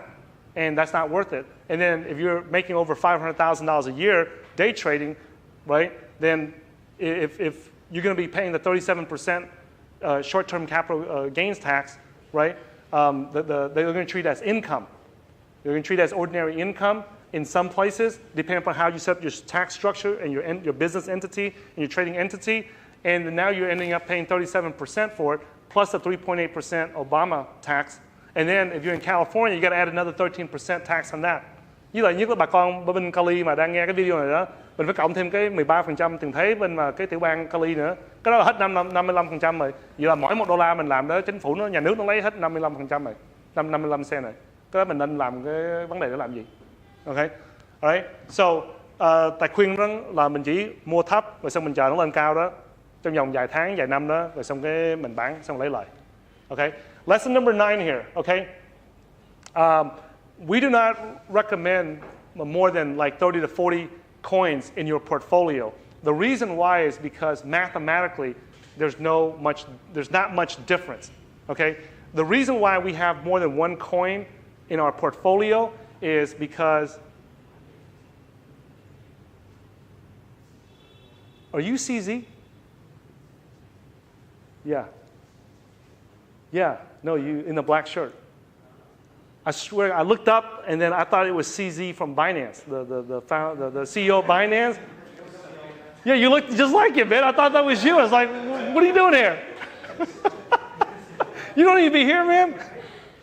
You already made your $1 billion. Go retire. I looked up and I thought it was CZ. Lúc mà tại nhìn lên tưởng là cái ông mà CZ, ông mà CEO của hãng mà Binance á, ông đã làm hết bạc tỷ đô la tiền Mỹ, ông ở đây học hỏi đầu tư làm gì nữa. Okay, so okay, sorry about that, man. I didn't mean to put you on the spot, man. Okay, so the reason why we only want like 30 to 40 cryptos, we don't want like 50. I see some people have like 60, 70 cryptos in their portfolio. Here's the reason why. If we have one coin in our portfolio, right, there's a 50-50 chance that you make money and there's a 50-50 chance you don't make money, correct? Mình có một cái tiền ảo trong cái mà tài khoản của mình đó, thì nó có 50% là mình làm tiền được, 50% mình không có làm tiền được, mình không có lời được, phải không? Now, if we have two coins in our portfolio, we do the math, which is 50-50 times 50-50 for the second coin, and now the odds that we're going to be profitable is cut down to losing everything is down to 25%. You guys follow me on the math? Okay, so before, if you only have one coin, there's a 50% chance that you lose everything, right? But if you have two coins in a portfolio, now the risk is reduced down to 25% that you lose everything. Because one coin, you lose everything on one coin, but on the other coin, you might make money and you might be profitable. Okay? Của mình bỏ hai cái tiền ảo vô trong cái tài khoản của mình đó, đúng không? Là cái đầu tiên đó, nó có thể lên giá được, nó có thể xuống giá được, có thể là mình mất tiền trong cái này, mà cái kia đó, cái tiền ảo kia đó nó có thể là mình làm lời được, bởi vì nó hạ cái risk của mình xuống đó tới chỉ còn có 25% là mình sẽ mất hết tiền của mình. Okay, bởi vì lý do mình làm hay đó. Rồi sau mình gắn vô 3 cái coin đó hay 4 cái coin đó thì cái risk của mình nó xuống mà xung quanh cỡ 20, 30 cái coin đó, cái risk nó quá nhỏ, nó chỉ có dưới 1% đó. Ok, nó khác biệt chỉ có dưới 1% đó, mình không có nên tốn thời giờ làm cái vấn đề nữa. Mình không cần mà đi học hỏi, mình đi mà mình học thêm để mình gắn thêm một cái coin nữa vô trong cái tài khoản của mình. Okay, so when you add, the more coins you add, it goes from a 50% chance that you're going to lose everything down to a 25%, down to 12.5% when you have 3 coins in a portfolio, down to 6.25% chance of losing everything when you're down to 4 coins in your portfolio, right? When you have 4 in there. And somewhere around like, as we add more, that percentage, the chance that you lose everything goes smaller and smaller. And there's going to be a point where it's only like less than 1%. So if you add another coin to it, the chance of it becoming like you're going to lose your whole portfolio and go to 0 are very slim. So there's really no point in spending the time and the money and wasting your time trying to figure it out. Okay? So, all right, last one right here, guys. This is a huge lesson for us, okay? And this is the reason why I saved it for last. If you guys notice, right, when you explain something to people, they usually remember what you said at the beginning and the stuff that you said at the end. Okay, I don't know why, but that's what I remember, right? So in the beginning, I said use a hardware wallet. And in the end, I'm going to tell you guys this, is that we no longer look at a coin that's not listed on an exchange. Okay? Because it doesn't matter how good the project is, if it does not get an exchange listing, you cannot buy it and you cannot sell it. Okay? Một cái vấn đề mà rất là quan trọng á, là cái bài học đầu tiên đó là Tài khuyên bà con anh em á, nên dùng cái hardware wallet của mình đầu tư trong cái tiền ảo đó, nó có cái mình gắn vô trong, mình bỏ vô trong cái hardware wallet để mình bảo vệ nó được không? Cái vấn đề đầu tiên. Rồi cái vấn đề nữa rất là quan trọng y chang như vậy đó không, là cái tiền ảo đó mình nó có listed trong cái exchange hay là không để mình mua bán được. Tại vì mình mua cái tiền ảo đó mà nó lời đi, trong giấy đó, nó lời được, mà mình ra ngoài đời đó mình bán đó, cho bà con đó không được, cũng như không thôi à. Bởi vì từ đây trong năm nay đó Tài không có nhìn tới cái tiền ảo nào đó mà mình không có đầu tư vô cái tiền ảo nào đó mà nó không có trên cái exchange hết trơn á. Bà con ra cái ICO mới bên Hàn Quốc hay là bên Trung Quốc hay là bên Mỹ hay bên không biết. Không biết. Thằng Vitalik nó ra cái project mới cũng không cần biết nữa. Ok? Tại vì nó mà không có trên cái exchange đó mình mua bán không được. Mình là cái người đầu tư đó, chứ không phải là mình là cái người sản xuất ra cái software, cái blockchain software. Mình phải biết rằng lúc mình bỏ tiền vô đây đó, mình phải biết là lúc nào đó mình không thích đó, mình phải bấm cái nút cái mouse đó là mình bán được. Mà mình bán không được đó là mình lỗ tiền dữ lắm đó. Cái tiền nó tiếng Mỹ nó kêu bằng mà trap đó, là nó bị kẹt trong cái tiền ảo đó, xong mình không làm được gì hết trơn á. Liền nhờ Tài có tiền vô trong mấy cái tiền ảo á, mình không có listed, phải chờ 2-3 năm xong nó mới listed lần. Ok, xong bây giờ tiền nó kẹt trong mình không làm được gì, cái vốn mình nó kẹt trong mình không làm được gì. Thà là mình làm được 1-2%, 50%, 100% tiền lời đó trong cái số nhỏ đó, cái tiền ảo này đó, thà cái đó là tốt hơn đó, là cái tiền mình nó kẹt bên đây đó, rồi xong cái mình không làm được gì, mình phải chờ tới lúc mà nó vô trong cái exchange đó, xong mình mới lấy lời được. Okay, so we don't want to get trapped money. So you guys know Filecoin? Ever heard of Filecoin? We don't know when that's ever going to come out. They're not scammers or nothing like that, but we don't know when in the world they're ever going to get out. We invested into we got into the Props project and got some of their tokens, and we have to wait for over a year. Okay, nothing wrong with it, but the money is trapped. And if we're here to make money, guys, don't lose sight of that. Okay, we're here to lose money. I mean, we're here to make money, not lose money. We're here to make money. We want our money we have access to our money. If we don't like something, we want to move it over here. Okay, somebody raise their hand. Yeah. Yeah, I was going to ask, like, is there a certain exchanges you don't target? Because there's a fair few different exchanges now that. Okay, so. Well, see, the thing is, when you say shitcoins, right? You'll rarely ever hear me call something a shitcoin, right? The reason why is because when I was trading Forex and stocks, I was trading it every day. Like, I didn't give a crap. I didn't give a shit what stock I was trading. If I saw an opportunity in Apple stocks, I traded Apple. If I saw it in Microsoft, I traded Microsoft stocks. When I saw it in NVIDIA, I traded NVIDIA. If I saw an opportunity in Yahoo or Amazon, I went and traded it. So as a trader, we are buying and selling a product. We should not discriminate against any coin. Well, I just think some of the exchanges don't have enough volume as well. So the exchanges that we recommend, right? The exchanges we recommend, if you go to our website, and you guys might want to remember this or write it down or come back and watch this video, it's cryptocurrency.market, and then you go there, there's an FAQ, all the wallets, all the exchanges, and all the service that we have personally used and tested, and our clients have tested it. Our business partners have tested it. I've tested it, and we've used that for many, many years before it goes on that list. No one paid us to put their names on that list. So we put it on there. You can be, I don't know how to say it, but there's all those services, we've ran several millions of dollars through it already, right? With us, the traders on our team, the traders that we work with, the clients that we work with, all of us have ran several millions of dollars through all those exchanges and services before we listed on there. So we're very careful. You know, we were one of the first cryptocurrency trading and investing channels on the internet, and you know, we have a very good reputation out there, and we want to maintain that. You know, and we've already made enough money from cryptocurrency trading and investing. We don't need to do something stupid to ruin our reputation. Okay, so Tài khuyên bà con anh em á, lên trên cái mạng của Tài đó, nó kêu bằng cryptocurrency, www.cryptocurrency.market đó. Xong mình lên đó, nó có cái menu đó, nó để FAQ đó. Rồi xong rồi hình như cái câu thứ 3 đó là mấy cái exchange mà Tài mà khuyên bà con anh em nên xài đó, không? Không có ai trả Tài tiền để mà bỏ cái tên của họ đó chừng á. Đó không phải là bản quảng cáo. Mấy cái exchange mà Tài xài đó là Tài, rồi xong mấy bạn Tài, rồi xong mấy người mà khách hàng của Tài đó, rồi xong mấy người client của Tài đó đã chạy mấy triệu đô la tiền Mỹ đó, qua hết trơn mấy cái sản phẩm đó, mấy cái dịch vụ đó hết trơn rồi đó. Rồi xong rồi lúc đó nó an toàn, lúc đó Tài mới để cái tên của họ ngay đó để cho bà con anh em biết để xài. Chứ không phải là nó trả Tài tiền rồi xong Tài gắn cái tên nó trên cái trang mạng của Tài đâu. Không có vấn đề đó. Okay. So, the lack of it, we do not recommend, guys. Okay, if you walk away from this meetup and you don't remember anything else, just remember this. If it doesn't have hardware wallet support, don't mess with it. And if it's not listed on exchange, don't mess with it. If you have short-term memory, you know, you smoke a lot of weed like some of the people in America, and you forget stuff, you know, then over in America, they smoke a lot of weed, guys.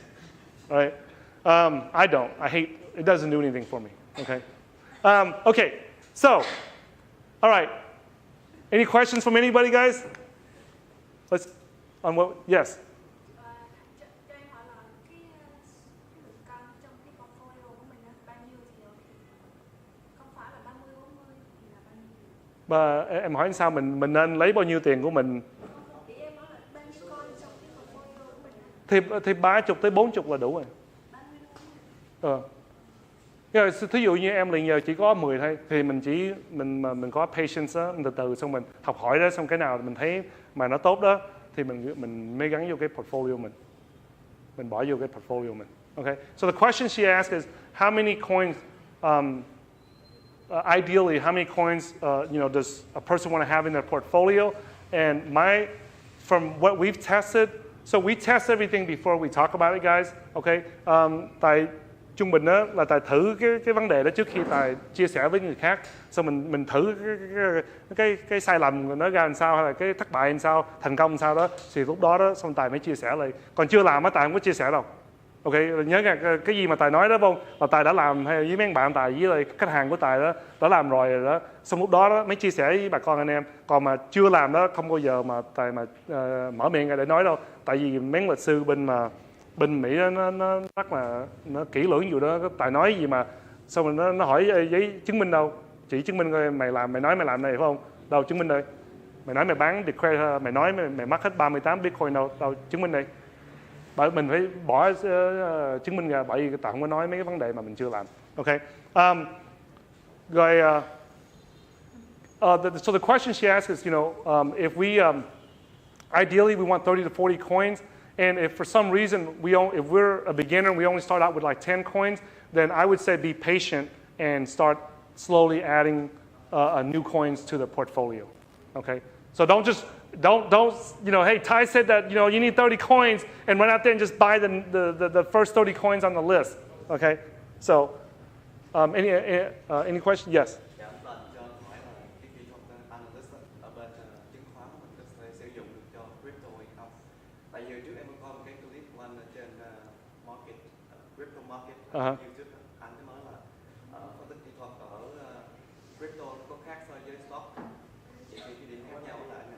Okay, so the question he asked is, what is, he said that in one of the videos I mentioned that trading cryptocurrency is different from trading stocks, right? It's not the same, okay?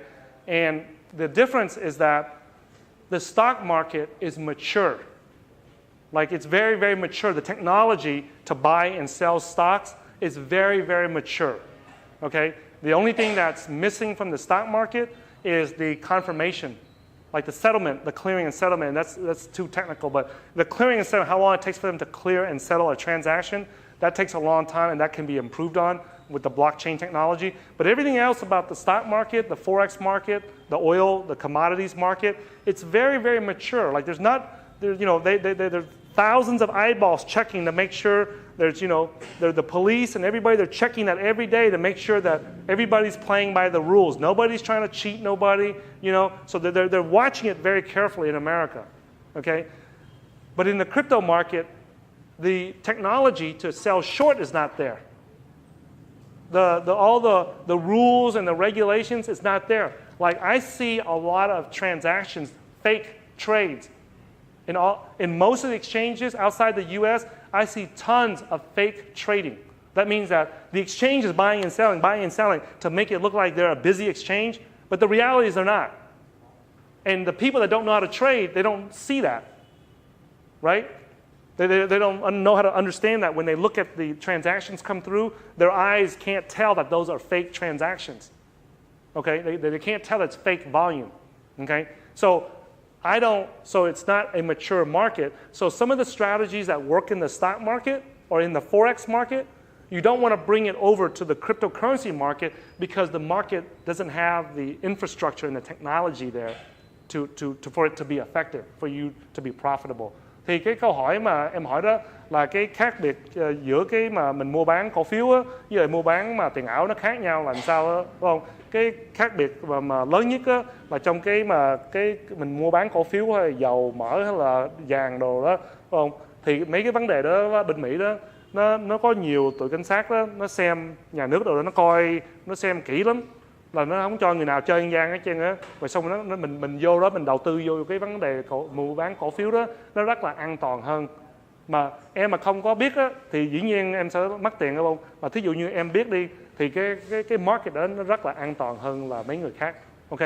Bởi vì em nên là nhiều cái phương pháp mà nó làm cho mình có lời trong cổ phiếu đó, lúc mình chuyển nó qua bên cái mà tiền ảo đó, nó không có lời được, nó không có hành động, nó không có thành công được, là tại vì mấy cái kỹ thuật mà nó dùng trong cái mà mua bán cổ phiếu đó, nó dùng qua bên đây không, nó chưa cắt xong, nó chưa tạo ra xong. Lúc mà nó tạo ra xong rồi đó, xong bà con anh em xài được rồi đó, thì lúc đó mình mới mà dùng cái vấn đề đó, ok?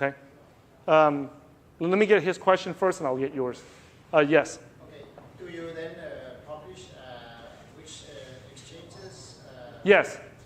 If you go to our website at www.cryptocurrency.market, where it says FAQ, because that's a very common question that we get all the time. People are always asking is, hey, what exchange do you use? What wallets do you use? So we put it there, and I mentioned to everyone in Vietnamese that before we list something on there, we have already, use it in millions of dollars of transactions through those exchanges, with us, our team, our clients, and close people that we know, and we feel that it's safe for us to be able to list it on there and recommend to people, and it's not paid advertising is what I'm saying, okay? So, yes, your question? Yeah, so it's just about measuring liquidity.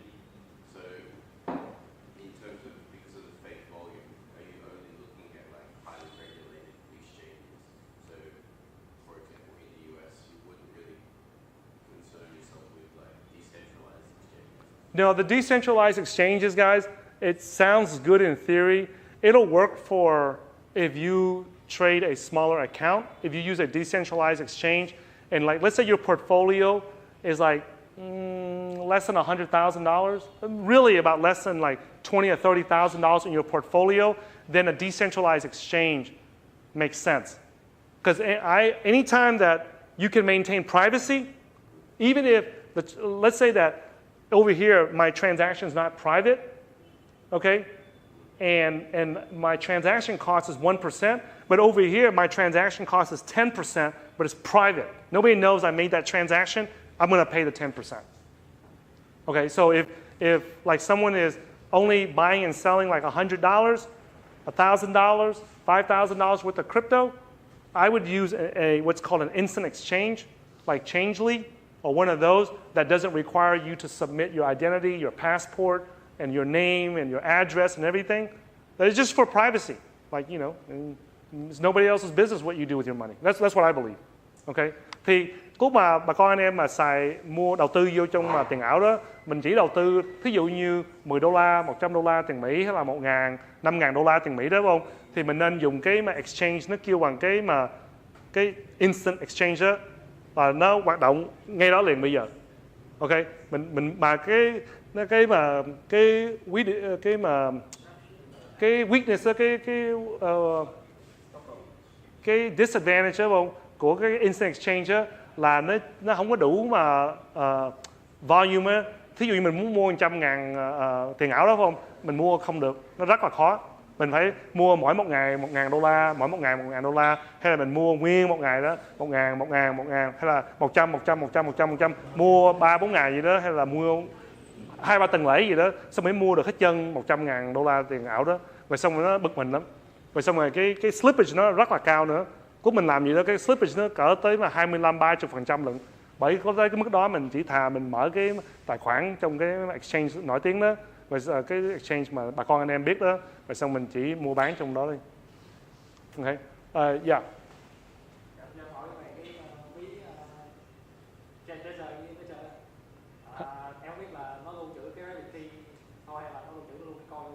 Cái sao cái Trezor đó hả? Làm sao? Và nó chỉ lưu trữ private key thôi, hay là nó lưu trữ luôn cả cái coin. Okay, so Nếu như mắc, như bị cháy nổ là bị hư hỏng, bị mắc. Okay, câu hỏi đó tốt đó. Cảm ơn em hỏi cái câu hỏi đó. So the question he's asking is that does the hardware wallets store the coins and the private keys? Okay, so the way that the blockchain works, okay, is that the coins are on the blockchain, it's on the internet. So whenever the private key is like a key to the door, and that gives you the ability to control what the coins are doing out in the internet. So the coins, even though we say that we store the coins on the hardware wallet, the coins are not really on the hardware wallet. What the hardware wallet is storing is the actual key, right, that we have. So imagine if you take your motorcycle keys or your car keys and you put it in the hardware wallet and you lock it with a password. So that you have to open up the password to take the key out and use it. So the coins are out there, right? And it's not really inside the hardware wallet. What's inside is really just it protects your ability to control the coins. Thì cái câu hỏi em hỏi đó là mấy cái coin đó, nó không phải là nó giữ trong cái đó, nó giữ trong ở trên mạng đó. Rồi xong cuối mình có cái hardware wallet đó, nó giữ cái chìa khóa cho mình đó, để mình mở cái cửa ra để mình điều khiển cái tiền ảo của mình đó, nó đi từ cái tài khoản này qua cái tài khoản này qua tài khoản đó. Chứ nó thiệt tình đó, cái tiền mà cái coin đó nó không phải nằm trong cái hardware wallet, nó nằm ở trong cái trên mạng đó. Rồi xong mình điều khiển được. Ok, bởi vì cũng mà mình bảo vệ cái mình có cái hardware wallet đó, và mình bảo vệ cái phương pháp mà để mình điều khiển cái coin nó đi đâu từ tài khoản này qua tài khoản khác. Okay, so that's a good question. Any other questions? Yes. How long do you typically hold a position for? Okay, so that's a good question. Nó hỏi rằng mình trung bình đó mình cầm cái tiền ảo đó, anh cầm cái tiền ảo đó bao lâu? 1 tháng, 2 tháng, 1 năm, 10 năm. Okay, so it depends how long. This is a common question we get, like when do you sell? That's the question. And the answer to that is based on what your financial goals are. Okay? So I'm going to give you guys several examples, okay? So we had a client from Austin, Texas, and his wife thought that he was crazy putting their retirement money into cryptocurrencies. But he did, and he was telling his, wife that, hey, this is going to be our future here. And he even attended our we have like a 4-day cryptocurrency investing boot camp that we teach people hands-on how to select and how to trade and how to invest in cryptocurrencies and stuff. He even attended our boot camp, and his wife thought he was nuts and everything. But at our boot camp, we had everyone list their financial goals. Like, what Why do you want to make money for? And this is important for everyone, guys. Why do you want to make that money for? What are you going to do with it when you make that money? And I sat down with him after late one night, and he realized that, hey, if I make the money from cryptocurrency trading and investing, if I can buy me a house, and this is a huge house, it's about 300 square meters in Texas, in the state of Texas, and it's about $450,000 US dollars, okay? And he says that if I buy me a house and have no debt on it, he goes, I don't care what happens. He goes, that's all I want, because he's a software engineer, right? And he's an IT or engineer, and he makes like over $100,000 a year, somewhere around $100,000 a year. And he said, hey, if I buy me a house and have no debt, I'm happy. I don't care what happens. So when we looked at it, his portfolio had gotten big enough to where he can take a chunk of his portfolio and pay for the whole house, right? Now, we talked to him and we looked at what his goals were, and we mapped out a plan. And so he took out some of the, he looked at the numbers in his portfolio. He took out enough money, bought the land, constructed the house, and then now during this bear market, this guy is the happiest guy ever. He's like one of our happiest clients, that we have, So, anh hỏi rằng chừng nào mình bán cái tiền ảo mình cầm nó bao lâu á, xong cái câu trả lời đó nó tùy theo cái mục tiêu của mình. Lý do gì bà con anh em mà muốn mua tiền ảo làm gì? Lý do bà con anh em muốn đầu tư vô cho tiền ảo là gì? Đúng không? Thì một cái khách hàng của Tài đó ở bên mà cái tiểu bang mà Texas đó, ảnh là người mà kỹ sư đó, xong ảnh muốn bỏ tiền vô tiền ảo đó, xong rồi vợ của ảnh làm khó làm dễ dữ lắm. Ok, bên Mỹ thì người đàn bà nó khác hơn người đàn bà bên đây. Bệnh đàn bà nó làm khó làm dễ mình dữ lắm, chứ không phải như bên này. Nó không có hiền lành. Hả? Không, anh thấy này rất là hiền lành hơn bên kia. Gái bên nó dữ lắm. Ok, xong rồi vợ nó làm khó làm dễ đó, rồi xong rồi ảnh Tài ngồi xuống với ảnh đó, tại vì ảnh vô cái chương trình mà cryptocurrency investing bootcamp của Tài đó, xong rồi Tài với ảnh ngồi xuống đó, xong ảnh bảo rằng đó, mà ảnh mà đầu tư trong vô tiền ảo đó, mà ảnh mà có đủ tiền đó, để mua cắt được cái nhà đó, nó cỡ 450.000 cho 300 mét vuông á, trong cái tiểu bang Texas đó, là ảnh rất là vui mừng á, ảnh không cần biết là lời thêm hay không lời thêm, không cần biết, miễn sao mà làm đủ để mua được cái nhà đó rồi xong, ok. Rồi xong rồi năm ngoái đó, lúc mà cái market nó chạy lên đó, anh nhắn anh đó, bông hey, nên xem lại cái bản cái plan đó, đúng không? Mình tạo ra đó, rồi xong rồi mình đủ tiền đó, bông thì nên tính dụ cái nhà cửa rồi đó, rồi xong anh lấy hết 450.000 đó, xong rồi đủ anh lấy hơn một chút để đủ trả tiền thuế cho chính phủ đó, rồi xong 450.000 kia bỏ vô đầu tư vô, xong cắt cái nhà đó, rồi xong bây giờ cái market nó xuống 80-90% á, anh không có lo lắng cái gì cho anh mừng chết mồ luôn á. Anh gọi Tài hoài, xong rồi cảm ơn Tài vụ mà tạo ra cái chương trình đó cho ảnh để anh hiểu biết đó. Okay, so yeah, Khôi. In bear market, what should we do right now? Okay. Trong cái market nó đang nó xuống đó, mình nên làm cái vấn đề gì? Okay. So here's the thing, guys. We buy when the market's crashing and everything's on sale, and then we sell when it starts going back up. Okay. So that's our game plan. So right now, like everything is on sale, right? That's what we look at it. And when it's on sale, what do? Like, let's put it this way: if all these properties here in Ho Chi Minh City, if something happened to where, if you met somebody that the property is worth $1 million, and maybe they need to sell it because of an emergency or whatever in their family, and they sell it for $800,000 or $700,000, and you had the money to buy it, you'd probably jump on it and buy it right away because it's on sale, right? Well, in the crypto market, it's no different. When things are on sale, we buy. And then when things go up, we sell it. Like, we don't wait for the top, okay? Like, people say that, they think that okay? I hope these guys don't get mad at me, but I don't know what they have on here. So this is something that's very common, guys, that people try to do. And I want to tell you guys this so that you guys know, okay? from somebody that's trading all the time in the markets, okay? So when the market goes up like this, right?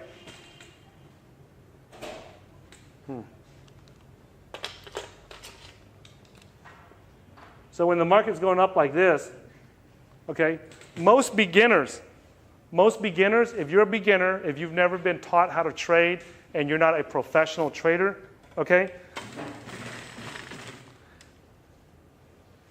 between here and here, if you grab 1/3 of that, see that? We got 1/3, and we got 2/3, and we got 3/3, which is the full thing, right? Most of the time, when I'm coaching traders and I'm working with traders, if you're a beginner and you've never been taught how to trade and you just start learning how to trade, if you grab 1/3 of this, you're doing very good. You're doing very good. Like, you know, I would give you a thumbs up. I don't know if that means anything in Vietnam, but in America, it means you're doing good. Okay? But if you're a professional, you want to capture about 2/3. Okay? Now, some people get lucky, and they'll get from here all the way to here, or they'll get from here all the way down to here. They get lucky, but that's not something they can repeat. Like, they might do it one time, they might do it 2 times, but over like 300 trades, they're not going to do that. I've seen enough. I've seen more, you know, live trading accounts than anybody I've met in person. Okay? And I can tell you that I don't rarely ever see anybody be able to buy down here and sell up here. Okay? So if we buy down here, what happens is the minute it starts to go up like that, we start selling. We start selling.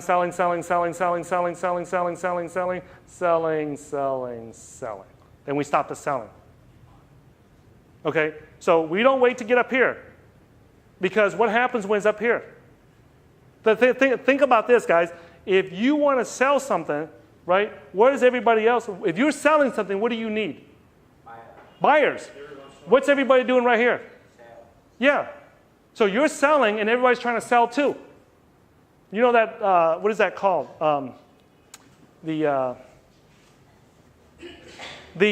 Okay, I'm going to tell you guys a funny story here, okay? So when I first landed in Vietnam like 10 days ago, or a few days ago, I just landed in Vietnam a few days ago. So in America, we don't have a lot of the Vietnamese fruit. I know you guys eat it every day here. You see it everywhere on the streets. But in America, they don't have a lot of it. And when they do, right, when they put out like the, what do you call it, the jackfruit, như mấy trái mít đó không? Nó bỏ ra là bà con chạy vô mua hết trơn. Ở bên Mỹ nó bỏ ra là bà con chạy vô mua. Xong mấy trái mà gì đó, trái ốc hay là trái gì đó, what's that green pear looking one? I forget what it's called. Đúng rồi, trái ổi á. Nó bỏ ra là bà con vô, boom, mua ngay hết trơn rồi. Bên Mỹ á. Bởi vì mình lợi trễ một chút hả là rồi không có. Xong phải chờ tháng sau hay là tuần sau thì mình gặp được á, thì có cơ hội mình mua được. Okay?